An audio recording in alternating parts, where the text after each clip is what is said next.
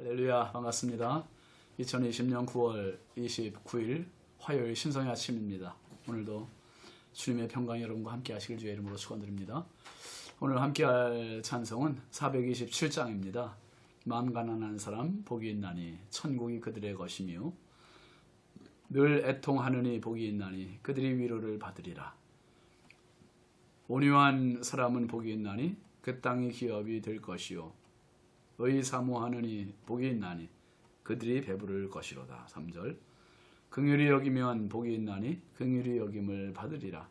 마음 청결한 사람 복이 있나니 그들이 하나님 볼 것이라. 4절 화평케 하는 이는 복이 있나니 그들이 하나님 아들이요 핍박을 받느니 복이 있나니 천국이 그들의 것임이라. 5절 주 위에 욕 보면 복이 있나니 하늘의 큰 상을 받으리라. 성부와 성자와 성령께 영광 영원히 돌리세. 할렐루야. 아멘. 오늘 우리와 함께 하실 하나님 말씀은 사무엘하 2장 12절부터 17절까지입니다. 넬의 아들 아브넬과 사울의 아들 이스보셋의 신복들은 마하나임에서 나와 기브온에 이르고 스루야의 아들 요압과 다윗의 신복들도 나와 기브온 못가에서 그들을 만나 함께 앉으니 이는 못 이쪽이요 그는 못 저쪽이라. 아브넬이 요압에게 이르되 원하건대 청년들에게 일어나서 우리 앞에서 겨루게 하자. 요압이 이르되 일어나게 하자 하매 그들이 일어나 그 수대로 나아가니 베냐민과 사울의 아들 이스보셋의 편에 12명이요 다윗의 신복 중에 12명이라. 각기 상대방의 머리를 잡고 칼로 상대방의 옆구리를 찌르매 일제히 쓰러진지라. 그러므로 그곳을 헬갓 핫수림이라 일컬었으며 기브온에 있더라. 그날에 싸움이 심히 맹렬하더니 아브넬과 이스라엘 사람들이 다윗의 신복들 앞에서 패하니라. 아멘. 오늘 말씀 제목은 싸우는 자들입니다. 싸우는 자들.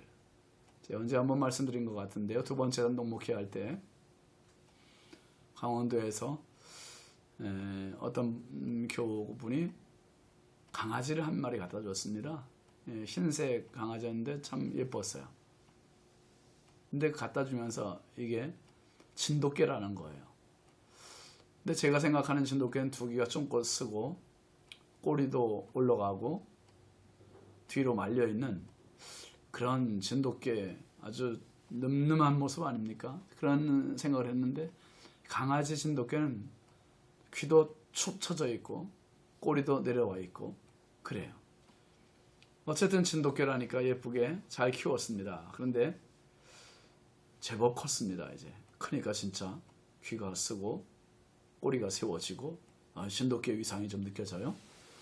그래서 집에 묶어서 키웠습니다. 묶어서 키우고 이제 제가 새벽기도 끝나고 산기도 올라갈 때 그때 풀어줘요. 풀어주면 같이 산으로 뛰어 올라가고 그래 산을 헤매며 다니고 이제 저는 또 기도하고 그러면 그 기도의 자리로 다시 돌아와요. 근데 어느 날 올라가다가 농군학교 장로님을 만났는데 그 장로님도 집안에 있는 개를 끌고 나오신 거예요. 그래서 저희 개와 둘이 초면인데 이것들이 초면에 붙어버렸어요.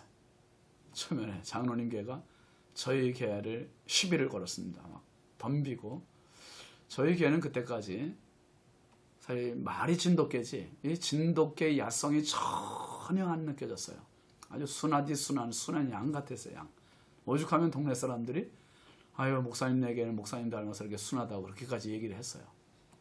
그런데 그날 한번 장로님 개하고 붙고 나서 그 장로님하고 저도 막 떼놓느라고 아주 혼났죠. 그날 붙고 나서부터 이 진돗개의 그 숨겨진 야성이 드러나는 거예요. 이게. 동네 사람만 봐도 막 지저대기 시작하고 그리고 심지어 저와 제 아내가 뭐 밥을 준다든지 쓰다듬어 준다든지 그럴 때는 어떤 때는 제 마음에 안 들면 막 으르렁거려요. 그래서 야, 이게 죽을 때까지 그 근성, 그 야성이 숨겨진 채로 갈 수도 있었을 텐데 잘못된 싸움 한번 딱 하고 나서부터는 그 숨겨진 야성이 확 살아난 거죠. 마치 마른 건초더미에 불이 붙어서 그 불이 활활 타는 것처럼 그 야성이 타는구나 하는 생각이 들어요. 그래서 그때 그 생각을 해봤어요. 아, 사람도 마찬가지겠구나. 사람도 모두가 똑같이 태어나지만 똑같이 어린 시절을 보내지만 잘못된 경험, 잘못된 만남, 잘못된 생각 거기에 사로잡히고 그런 경험을 하게 되면 인생에 정말 자기도 모르는 나쁜 죄의 길로, 타락의 길로 가는 그런 이 숨겨진 본성들이 있겠구나 하는 생각을 했습니다. 여러분, 평생 사시는 동안 우리 안에 숨겨진 잘못된 죄성으로 가지 마시고 정말 하나님이 이끄시는 선한 길로 가셔서 승리하시기를 바랍니다. 오늘 특별히 이스라엘은 이제 한 나라 두 왕이잖아요. 유다 지파는 다윗, 그리고 다른 지파는 이스보셋, 사울의 아들. 사울의 세 아들을 죽고 이제 막내 아들 이스보셋이 아브넬에 의해서 왕이 됐습니다. 그런데 한 나라 두 왕 체제는요, 편치가 않은 거죠. 불편해요. 분열되기 쉽고 싸우기 쉽고요. 오늘 말씀은 사울의 군사령관이었던 아브넬, 지금 이제 이스보셋의 군사령관이 됐겠죠. 그 아브넬이 다윗의 사령관인 요압에게 싸움을 거는 내용으로 시작이 됩니다. 14절 15절 한번 보세요. 아브넬이 요압에게 이르되 오나건대 청년들에게 일어나서 우리 앞에서 겨루게 하자. 요압이 이르되 일어나게 하자 하며 그들이 일어나 그 수대로 나아가니 베냐민과 사울의 아들 이스보셋의 편에 12명이요 다윗의 신복 중에 12명이라. 아브넬이 먼저 싸움을 걸었지요. 시비를 겁니다. 청년들을 뽑아서 우리 앞에서 겨루게 하자 이렇게 얘기했습니다. 예전에 보면 어른들이 왜 어린애들 불러다가 서로 씨름을 시키기도 하고 또 수탉들을 붙잡아서 수탉 싸움을 시키는 것을 본 적이 많았습니다. 지금 아브넬은 이 요압에게 청년들을 한번 싸워보게 하자. 가볍게 생각했는지 모르겠어요. 그러자 요압도 이에 질세라 아이 그러자 이렇게 대답했습니다. 이렇게 해서 사실 서로 싸움에 나갈 만한 사람을 뽑았는데요. 12명씩 뽑은 겁니다. 양 진영에서 12명씩 뽑아서 싸움이 시작됩니다. 그런데 어떻게 됩니까? 16절 17절 한번 보세요. 각기 상대방의 머리를 잡고 칼로 상대방의 옆구리를 찌르매 일제히 쓰러진지라. 그러므로 그곳을 헬갓 핫수림이라 일컬었으며 기브온에 있더라. 그날에 싸움이 심히 맹렬하더니 아브넬과 이스라엘 사람들이 다윗의 신복들 앞에서 패하니라. 그냥 가볍게 싸우다가 마는 정도? 그게 아니었어요. 심판을 둬서 신사적으로 싸우거나 아니면 경고를 받으면 반칙을 하지 않거나 하는 이런 싸움이 아니었어요. 심히 맹렬한 싸움이라고 했고요. 머리채를 잡고 심지어 칼로 옆구리를 찔러 죽이는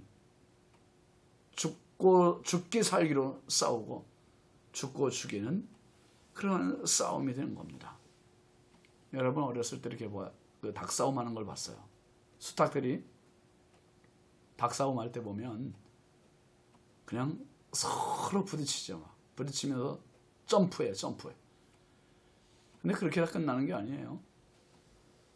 완전히 피투성이가 되도록 싸웁니다. 그 수탉의 벼슬을 서로 쪼아대고 한 녀석을 완전히 초죽음을 만들어 놓을 때까지 싸워요. 처절하게 싸우죠. 이제 지는 애가 도망을 가야 이제 싸우는 거죠. 근데 뭐 도망가는 것도 쫓아가서 물고 그러잖아요.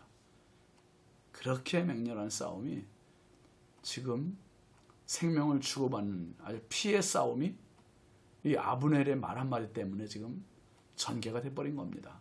얼마나 맹렬했으면 그 땅 이름을 헬갓 핫수림이라고 불렀습니다. 그 땅 이름이 헬갓 핫수림. 후손들도 이 땅이 왜 헬갓 핫수림이 됐을까 유래를 알아봐야 할 정도로 유명해진 거예요. 그 뜻은 날카로운 칼의 밭이라는 뜻입니다. 날카로운 칼의 밭. 그 칼로 10명 넘는 사람들이 죽은, 참 너무 안타까운 일이죠. 여러분, 적이 따로 없습니다. 아군끼리 적이 되어 싸우는 지금 자중질환이 일어난 거예요. 이스라엘 사람들끼리 싸운 겁니다. 흥하는 나라는요, 아군끼리 싸우지 않아요. 적과 싸웁니다. 원수와 싸웁니다. 그런데 망하는 나라는 자기들끼리 싸워요. 자기들끼리. 처음 싸움을 걸었던 아브넬은 군인입니다. 괜한 용맹심이 발동한 걸까요? 그래서 가볍게 겨루어보자고 던진 말이 이렇게까지 많은 희생을 치르게 했던 것입니다. 사람들 마음속에는요, 선한 기질도 있고 악한 기질도 있습니다. 근데 어느 쪽에 불을 켜느냐에 따라서 내 인생의 발걸음이 가게 되는 겁니다. 악한 쪽으로 치우치다 보면 나도 모르게 악한 길로 접어들고요, 신앙의 길로 접어들게 되면 선하게 가는 겁니다. 여러분, 신앙은요, 믿음은요, 절대 선이에요. 절대 선. 누구를 만나든지 어디를 가든지 어떤 일을 하든지 항상 선을 따르는 사람, 그 사람이 하나님의 사람이요, 신앙인입니다. 예수님도 말씀하셨잖아요. 화평하게 하는 자는 복이 있나니 그들이 하나님의 아들이라 일컬음을 받을 것이며. 화평하게 하는 자가 복이 있습니다. 화평하게 하는 자. 여러분, 지금 우리가 사는 세상 어때요? 화평이 많습니까? 아브넬과 같은 사람 너무 많지 않습니까? 요압과 같은 사람 너무 많지 않습니까? 온통 싸움판 아닙니까? 사회적으로 분노 조절 장애를 지금 앓고 있잖아요.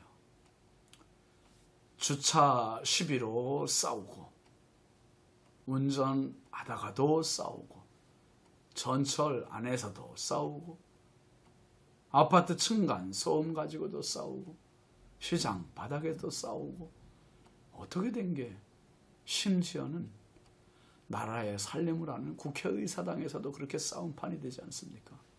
온통 싸워요. 온통 싸워. 너도 나도 다 싸워. 여러분, 모두가 아브넬이고 모두가 요압이에요. 그렇다고 해서 같이 싸우면 안 됩니다. 오늘 이 시대에 우리 사회에 꼭 필요한 사람은 싸우는 사람이 아니에요. 싸움판에 화평을 줄 수 있는 사람이 필요합니다. 모두가 싸우는 자들이지만 그 싸움 위에서 화평을 줄 수 있는 사람, 그 사람이 하나님의 사람입니다. 화평케 하는 피스메이커, 오늘 이 하루 저와 여러분이 그러한 피스메이커 될 수 있기를 주의 이름으로 축원합니다. 기도합시다. 거룩하신 아버지 하나님, 주의 은혜와 사랑을 감사합니다. 아브넬은 요압을 향해서 청년들을 겨루어 보자 가볍게 얘기했을지 모르지만 그 가벼움이 오히려 엄청난 큰 희생을 가져올 수 있었습니다. 하나님, 우리 사회에 너무 많은 싸움이 있습니다. 하나님 아버지, 그 싸움이 말싸움으로 아니요, 심지어 죽이는 일까지도 비일비재하게 벌어지고 있습니다. 악한 마귀 사탄이 공중 권세를 잡고 수많은 사람들의 생명을 취하고 있습니다. 하나님, 믿음의 사람들 정신 바짝 차리게 하여 주시고 싸움에 넘어가지 않게 하여 주시며 화평하게 하는 피스메이커가 되게 하여 주옵소서. 가정 안에서의 싸움을 종식시키게 하시고 하나님, 교회 안에서 싸움 없게 하여 주시고 사회 안에서의 싸움이 멈춰지게 하여 주시고 남한과 북한의 싸움이 이제는 끝나게 하여 주옵소서. 싸움 사이에 끼어들어서 화평을 만드는 사람, 하나님의 사람이 더 많아지는 우리 사회 되게 하옵소서. 예수님의 이름으로 축복하며 기도합니다. 아멘. 오늘도 화평케 하는 저와 여러분 될 수 있기를 바랍니다. 축복합니다. 감사합니다.